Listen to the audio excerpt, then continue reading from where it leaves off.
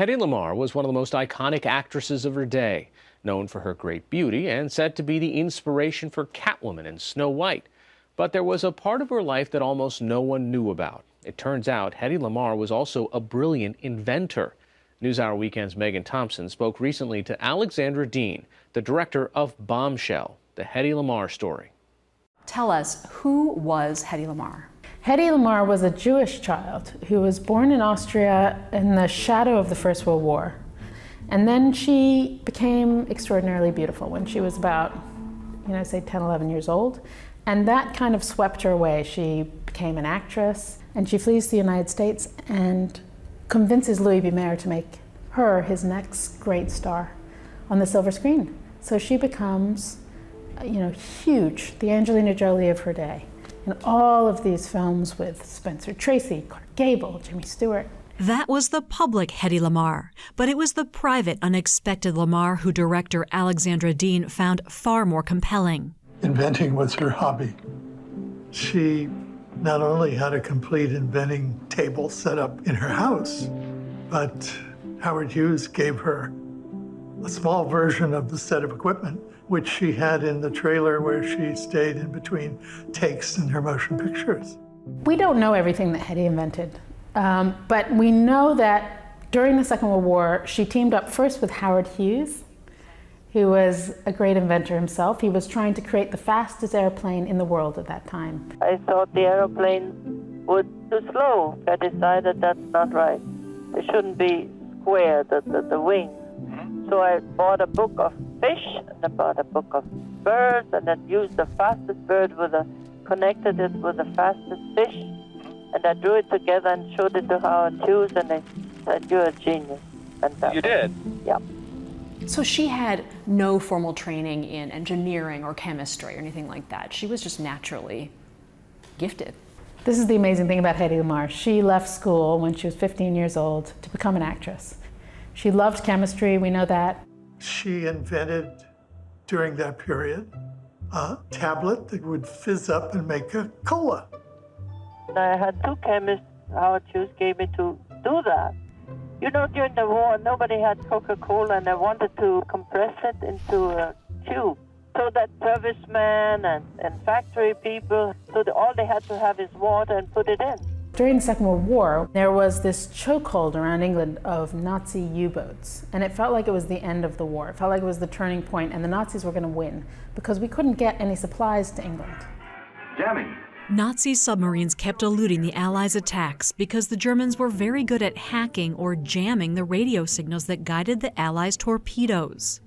What Hedy Lamarr came up with was a radio signal between a ship and a torpedo that couldn't be hacked, that couldn't be jammed. Rather than sending radio communications on just one frequency, as was normally done, Lamarr came up with the idea of making the signal leap from frequency to frequency. Frequency hopping. You couldn't jam it because you'd only jam a split second of it in a single frequency. So frequency change, frequency hop, frequency hop, frequency hop. That concept, secure radio communications, was brilliant. And that basic idea of frequency hopping became part of what's known as spread spectrum. Spread spectrum is what's in all of our technology today. I mean, Bluetooth is probably the most purely similar to what Hedy Lamarr invented, and Wi-Fi too. But spread spectrum is in a huge amount of inventions that we use on a daily basis. Lamarr had a patent on the technology, but it was confiscated because she was an Austrian immigrant and considered an enemy alien. She was never compensated for her invention, which the film estimates to be worth around $30 billion today. When we began making this film, some scientists said to me, she was probably a spy. She probably stole this invention from the Nazis and brought it to the Allies as a spy, and we just don't realize it now. But doesn't that make a lot more sense to you than this movie star coming up with this incredible invention? I mean, serious scientists said that to me at the beginning of my research, and I really had to confront that assumption in the film. Part of what fueled those assumptions was that Lamarr had almost never spoken publicly about her invention. She'd never really taken credit for her own work. And so I realized I had nothing, really, of her own record And we really started shoe leather reporting and figuring out that there were about 75 people alive today that could possibly have something on Hedy Lamarr, and just systematically going down that list.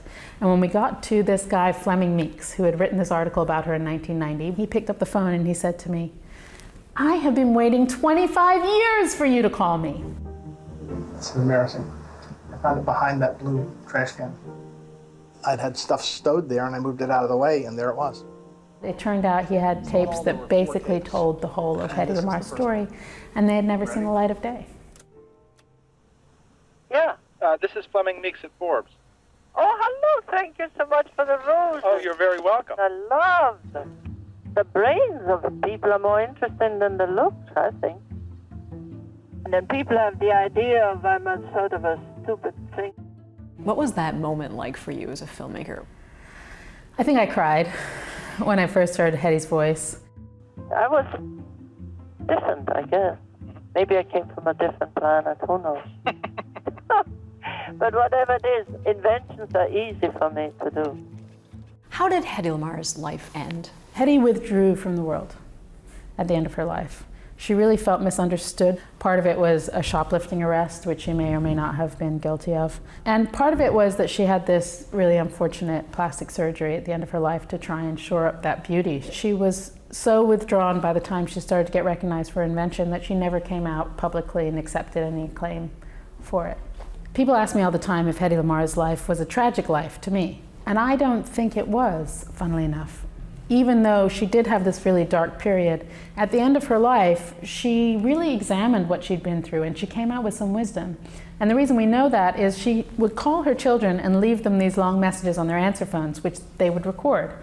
And on one of her answer phone messages, we found her really trying to tell her son the message of her life through this poem. Give the world the best you have, and you'll be kicked into the sea. Give the world the best you've got anyway. And in the poem, she's saying to him, you know, you might feel kicked in the teeth. You might feel that the world never understands you or applauds you for your greatest achievements. But you know what? Do it anyway. Do it anyway, because it's in the doing, this great thing that will change the world, that you will find the meaning of your life.